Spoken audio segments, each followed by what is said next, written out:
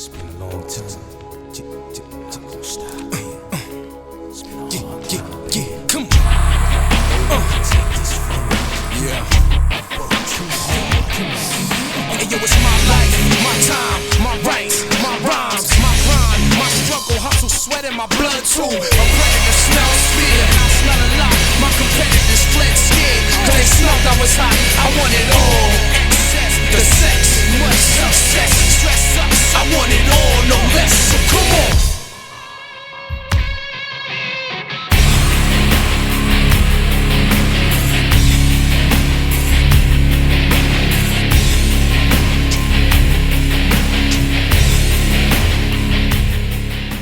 What up? It's your boy T-Bear. Her reactions. Today is wrestling reaction. I'm gonna say that because it's coming out showing that on by Wednesday. But while check out a video from What's WrestleMania. This is called 10 Most Pointless WWE Resigns Ever. You know what? I thought it was good to do this right now after most recently had a lot of releases, including folks who got re-signed during the Triple H era as well too, like the Good Brothers, who else? AOP, and I think any Hartwell as well too, and a good amount of others as well too. So, and most recently, we got some new signings going on, including Pretty Ricky, what they call him, Ricky Starks, joining NXT though. But let's hopefully that and many others not considered as poorly re-signs. They're like, when you look at some of the 10 most pointless re-signing ever, you know, folks that they brought back and really didn't do as great they did before as well too, or at the same state that they did for when they didn't do good at all. So anyway, without further ado, you want to check out some of these 10 pointless re-signings ever. Let's get it. Oh yeah, definitely. Woo! Yeah. What? Yeah, that's got. She better be number one. The cool. 10 of the most pointless WWE She better be number re-signings one. ever. Number 10, Lord Tensai. Tensai. A WWE's Yeah. That I will say that it was a blessing in the sky for Matt Bloom, because he's one of the best coaches they ever had on NXT. But at the same time, yeah, that sign was like, I get what he's trying to do. They try to replicate what he did, the things he did during All Japan and all that, and New Japan as well too. But it just didn't feel right to the platform. So there's that at the time, especially when we had Vince running things at the time. So yeah. creative direction for the main event seen on Raw following WrestleMania 28 was to see a new character debut. This character would be known as Lord Tensai and would be played by the talented and well-liked Matt Bloom. Now, Bloom had great success in Japan, and WWE were of the belief that this success would carry over to WWE, but that simply wasn't the case. Tensai's gimmick was generic, and the fans were fully aware that this was the man who portrayed the infamous character such as and that was the other thing too. This was like a little bit of what Vince is proud at the time too. He think fans are stupid, like, and that's what hurt a lot of people too. It was booking in general, including how he books my favorite people, the babyface as well too. Like, he think fans are stupid and they gonna think they're gonna fall for it just because there's no babyface. Unfortunately, they won't, or they think we don't remember this person and that person. So that was definitely two occasions. One, his stuff he did in New Japan or All Japan didn't transition well over to WWE style. Number two, fans, he tried to make fans are stupid and didn't remember him as Albert. So yeah, because I remember took it on like, man, that's Albert. Yeah, that was pretty much Vince thinking we're clueless. So yeah, but other than that, blessed in the sky, he's now one of the best coaches in the NXT. And Albert. The crowd heckled every single one of Tensai's matches, and despite WWE persisting with a strong and elite presentation, the crowd ultimately rejected him as a main event star. It was appreciated that WWE gave Bloom a chance, yet rehiring him to be a main event talent was a bold move that really was never going to pay off. Number 9, Grandmaster Sexay. Now on paper, WWE hiring Grandmaster Sexay in 2004 wasn't the worst idea in the world. Sexay was popular during the Attitude Era, and with Too Cool currently being on SmackDown, it made sense to reunite the celebrated trio. However, WWE decided to rehire Sexay as a solo act for the Raw brand. Oh, yeah. This was never going to work. Yeah. The Raw roster was stacked, and he was never going to eclipse young stars Yeah, on that the was- roster that such as wasn't a Shelton good Benjamin idea. or Edge. He was hired by Jim Ross mainly as a favor to his good friend Jerry the King Lawler, but he was let go within a month, making the rehire a complete waste of everyone's time. Number 8, Mike and Maria Kanellis. I don't think Mike ever well, it was mainly Maria. I don't think Mike ever been in WWE unless I know it. But yeah, that they tried to bring more from what they did in Ring of Honor wasn't a good idea, and they didn't bring them in. AEW didn't do a better job. Well, slightly better with Mike. I'm not sure Maria though, but still. The duo Mike and Maria Kanellis would debut as an on-screen pairing in WWE at the 2017 Money in the Bank event. This could have been a great hire for WWE, as Mr. Kanellis was talented and Maria was a well-established name within the WWE fandom. Unfortunately, the problem was that WWE just didn't have any concrete plans for the duo, and they quickly found themselves in creative limbo for months on end. In 2019, it was reported that the two had signed 5-year deals with the company, and this made little sense, as the duo were barely featured on television. Nevertheless, WWE would ultimately decide to let go of both names in 2020. Number 7, Scott Steiner. Scott Steiner was re-signed to WWE in 2002, and from the moment the former WCW World Heavyweight Champion returned at the Survivor Series event, it was virtually guaranteed that Steiner would be a main event star.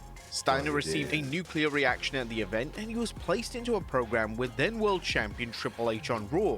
This highlighted that WWE had really high hopes for Steiner. There were even rumors that Steiner could potentially be cemented. I take this as like he became a victim of the infamous I can't think of it, Reign of Terror.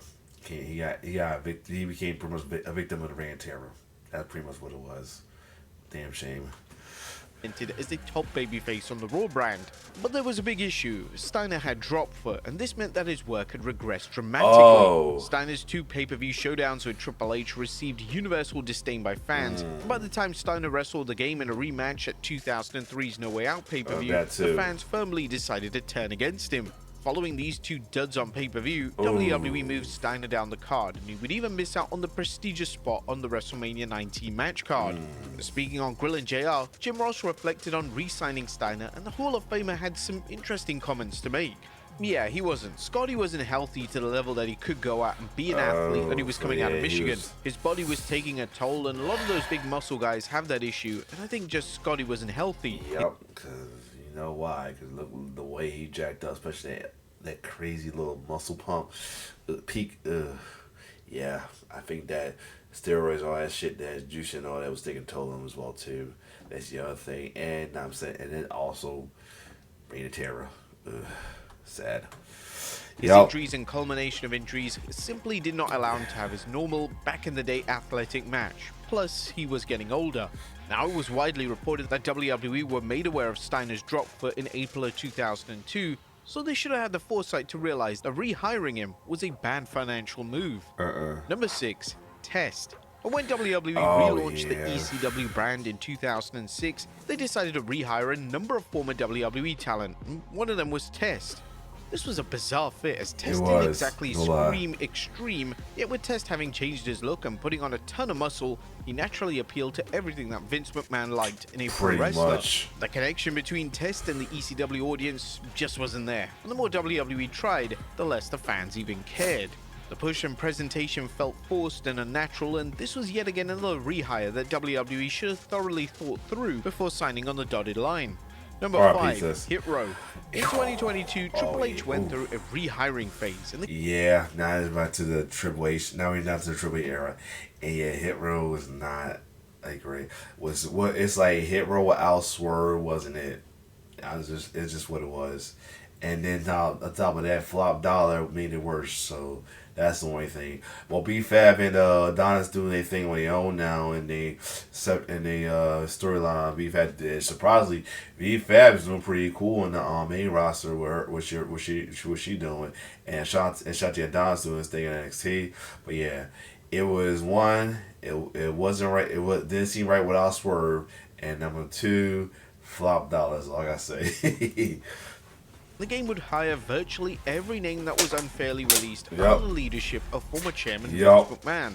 One of the groups that Triple H would rehire was Hit Row. This raised alarm bells from fans as a former leader of the group, Swerve Strickland, was now signed to AEW. The other names in the group just lacked any star power. Their in-ring work was subpar at best. The company itself would struggle to secure a place for the faction on the roster, and all members outside of BFAT were eventually cut from their WWE deals. Rehiring the group wasn't necessarily a bad idea, it's just that the rehire should have been followed up with a concise... Oh, I got $5. For Gail Kim. Yeah. Gail Kim made a brave choice when she decided... Yeah, Vince, I don't know what was his problem with Gail Kim. He just cannot book her for North a damn. I don't know what the hell was his problem with Gail Kim, because you see on TNA, she was a star right there, so... but yeah... Now at LP, if you want to, in favor of returning to WWE. By the time Kim returned to WWE in 2009, the women's division was in a very poor state. The women would barely be able to receive 5-minute matches on television. WWE knew they had no plans to put focus on the women's division, so they made the rehire a very questionable call, and a lot of fans knew it was a complete waste of time. Some fans question why... I think I kind of forgot about that little moment she had with Dan Bryan. This time Dan Bryan was a rookie or the NXT, whatever, the NXT contest show, the whole thing. Yeah, wow. Almost forgot about that. And when he was really dating Brie at the time before they got married. Didn't have the foresight to realize that a return wouldn't amount to anything, and Kim had a great answer to this during an interview with 411 Wrestling. I was really optimistic, and at that time, I remember because it was past the Diva search and all that stuff, that kind had already long gone, and they were starting to have the women wrestle again. And so I felt very positive, and I was like, okay, I'm stronger, I'm wiser, I have more experience under my belt. And I had done this stuff with Awesome Kong, so it did build more confidence. And so when I went back, it was disappointing, I will say. Kim's run would of course be a total bust, and she would end up leaving the company once again in 2011. Number 3, Sable. Yeah, kind of. I mean, I would say the good thing about it was that feud she had with Stephanie McMahon, but yeah, that was random. Been advised to say never when it comes to former WWE names returning to the company. Fans have seen time and time again that names that had public fallouts with the company have returned to WWE, yet one name that came as a huge surprise was Sable. Sable left WWE in 1999 on horrendous terms, and she even filed a sexual harassment lawsuit against the company. Due to this, Sable returning in 2003 came as a huge shock to everyone, and when Sable was presented as Vince McMahon's mistress, it led to even more questions than answers. Sable's former husband Mark Merrow offered some fascinating insight into WWE's rehiring of the former women's champion, saying, and I'll never forget, she said to me, I think she was going to get a little just disappointed with her Hollywood career, and she said, what do you think about me going back to the WWF? I said, oh my gosh, absolutely not after suing them after everything we've been through. I know that the other wrestlers are disgruntled. You're not going to be like there. I can tell you right now, Vince will never take your phone call. And she said, I already called him, and I was blown away. Merrow would then state that Sable was forced to apologize to key names backstage for her prior behavior, but still supported her like, if that's what you want to do, I'll stay home and take care of our daughter, and so she went back to wrestling, and she had to apologize to certain people. I think it was The Undertaker or Stone Cold or certain people. Vince made sure that she apologized because if a lot of people were upset that she was coming back, she did that and made amends and went back and, had to do what Vince asked her to do. Sable's second run in the company. And that little line did not age well now after what we know about Vince. Would fall completely flat, and it was theorized by fans that McMahon only hired her back to humiliate her on television. Number 2, The Ultimate Warrior. A WWE rehiring a... That's an interesting one right there. That is interesting right there, and I will say that's an interesting one right there. I'll say this. At the time, I was happy that Warrior came back because I didn't get much of the fun during my childhood because I came to watching WWF wrestling at the time late, but at the same time, it was interesting. And if you look back and now, it's older and a little more minded and all as well too. It wasn't It was kind of compared to what other runs he had in the past and all that. It was a little lackluster, if you think, and he really didn't fit that mold where they was going in already with the direction they already going WF as well too. He kind of like added on to like the dark period of the new generation era as well too. So there's that as well. So yeah.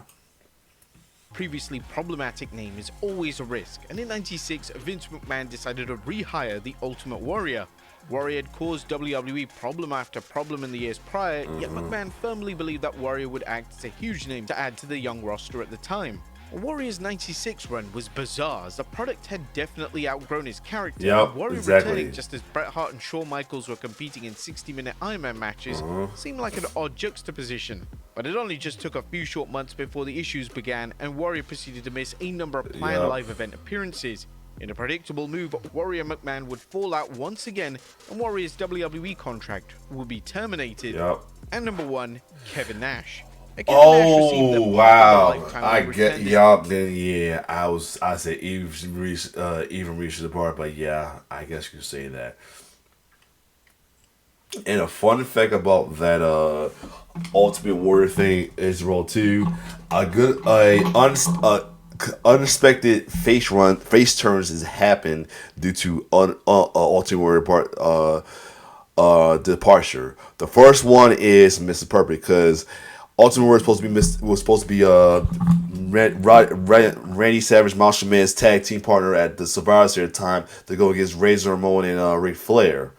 So then after that, Warrior was let go at the time or left, whatever at the time, and then the segment of Tuesday night, whatever, the little talk show they had, McMahon, Macho Man looked for a partner, and he offered, and he in a way offered Mr. Perfect, and they laughed it out till Bonnie it may seem like he can do it. So there's that. The others, and ironically, the people that I'm talking about is no longer with us. The other face turn was Ultimate Warrior was supposed to team up with Shawn Michaels and Ahmed Johnson against Ken Cornette, Yokozuna. No, was it Yokozuna, British Bulldog, Owen Hart, or British Bulldog, Owen Hart, and Vader.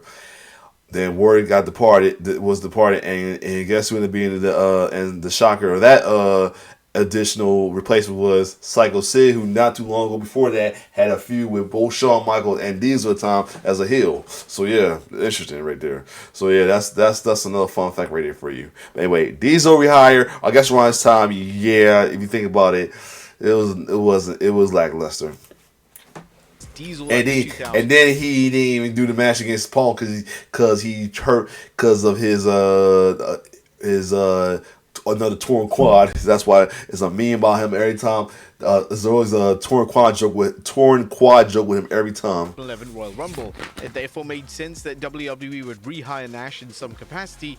Yet hiring Nash as an active in-ring talent was a move that was always going to end badly. Nash had a ton of problems with established injuries, and during his final few years in TNA, it was obvious that Nash wasn't the wrestler he used to be. WWE's grand idea for Nash was going to see him have a match with CM Punk, yet this was cancelled, and WWE would proceed to move forward with a feud between Nash and Triple H. Nobody was crying out for this feud, especially as WWE already did the feud in 2003. Exactly. And now with both men being significantly older, it wasn't going to deliver to the standard WWE expected. They failed to understand the value Nash could bring, as making him a wrestler was highly detrimental to this run succeeding. Nash's strengths came from his character and promo work, and it would have been a welcome choice as a GM or a manager. WWE rehiring Nash to compete in matches, including a completely wild sledgehammer ladder match at TLC 2011, was a baffling decision and should have never been made. But there you have it, folks. 10 of the most cool. So yeah, it's good amount of pointless re-sign then can be added on it, but this is definitely a good, interesting one to have as well too. So yeah, other than that, if you like my reaction to this, like, share, subscribe to my YouTube channel. It's your boy T-Bear signing off. One love.